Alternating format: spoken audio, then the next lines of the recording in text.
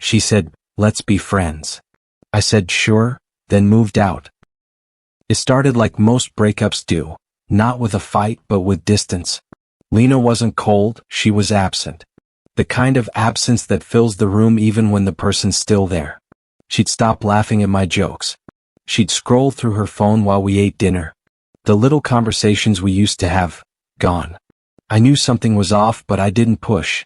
I'd been through this dance before. We'd been together almost 3 years. We met when I helped fix her car outside her art studio. She said she liked that I was hands-on, grounded.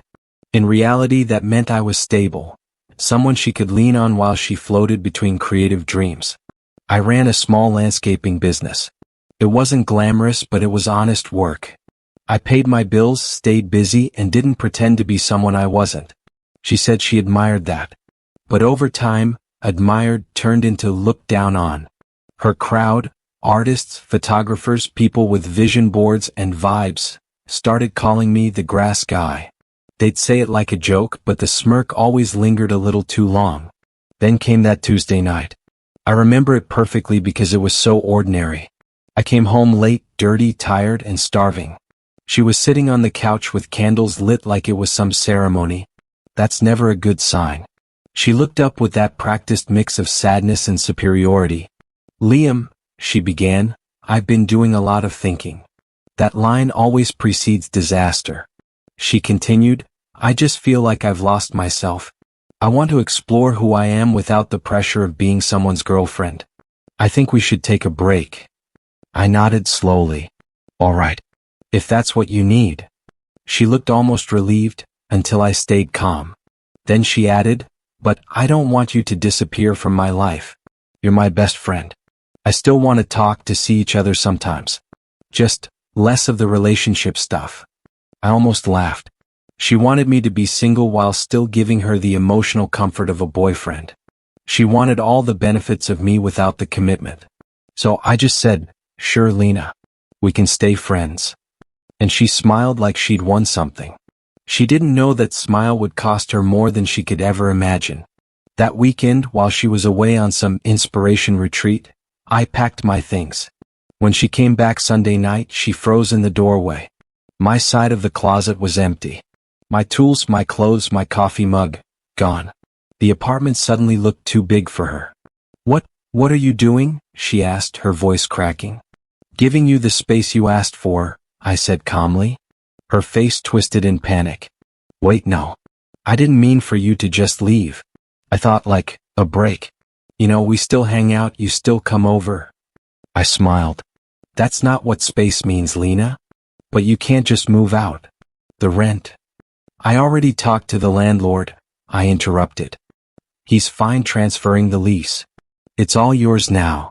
She blinked, completely thrown off. I can't afford this on my own." I shrugged. "Guess you'll have to create something. You're good at that, right?" Her eyes filled with tears, part shock, part anger. "You're being heartless." "No," I said, slinging my duffel bag over my shoulder.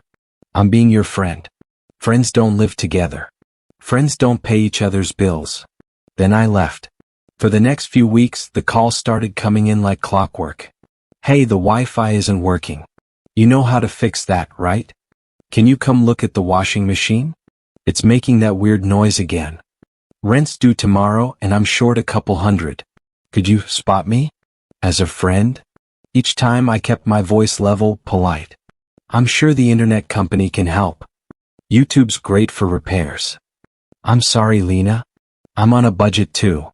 She didn't understand. I wasn't angry. I wasn't petty. I was just done. 3 weeks later, I ran into someone I hadn't seen in months. Her best friend, Mara. Mara was everything Lena wasn't. Grounded. Real. Sure. She worked as a veterinary assistant and didn't have time for the drama of finding herself. We caught up over coffee. She'd heard about the break and shook her head. "She told everyone you freaked out and left," she said. I smirked. Guess she left out the part where she asked for space. We kept talking. Once a week turned into twice. Then she started coming by my new place to hang out. It wasn't romantic, not yet, but it was easy. She'd bring her dog and we'd spend evenings just talking about life. No games, no expectations. And then one night she kissed me. It wasn't planned. It wasn't dramatic. It was real. A month later, Lena called. Her tone was cold, almost rehearsed. I heard you've been seeing Mara. Yeah, I said simply. Silence. Then, that's disgusting. She was my best friend. I sighed. Correction, was. You made that clear when you asked for space. She snapped. You're a terrible person, Liam. After everything I did for you. I actually laughed. Lena, I paid your rent, fixed your car, and bought your camera. What exactly did you do for me? She hung up. 2 weeks later, Mara texted me a screenshot. Lena had gone on social media to post a long, heartfelt message about betrayal and toxicity. It was a masterpiece of victimhood. She even ended it with, "Some people only love you when they can control you." The comments were brutal. Half her friends called her out for hypocrisy. The other half just posted popcorn emojis. 6 months passed. Mara and I moved in together. It was the first time I'd lived with someone who actually shared responsibilities. We split bills, chores, and decisions. We didn't compete, we collaborated. Meanwhile, Lena's independent artist dream had completely imploded. She'd gone from painting murals for cafes to begging her parents for money. One day I got a text from an unknown number. Hey, do you still have that old couch? I need something for my new place. I replied, sorry Lena, sold it. Then she wrote back, I miss how easy things were with you. And for the first time I felt nothing. No anger, no satisfaction. Just peace. It's been over a year now. Mara and I bought a small house with a backyard for her dog. My business is thriving. Life feels simple. Lena? Last I heard, she's living back home trying to start a podcast about self-growth. I guess in her own way she's still finding herself. Me? I just found my happiness by letting her lose me. The truth is, the most powerful revenge isn't rage. It's redefinition. You let them walk away thinking they've won. Then you build something so peaceful, so complete, that their absence becomes the loudest part of the story. So yes, she said, let's take a break but don't disappear. And I did exactly that.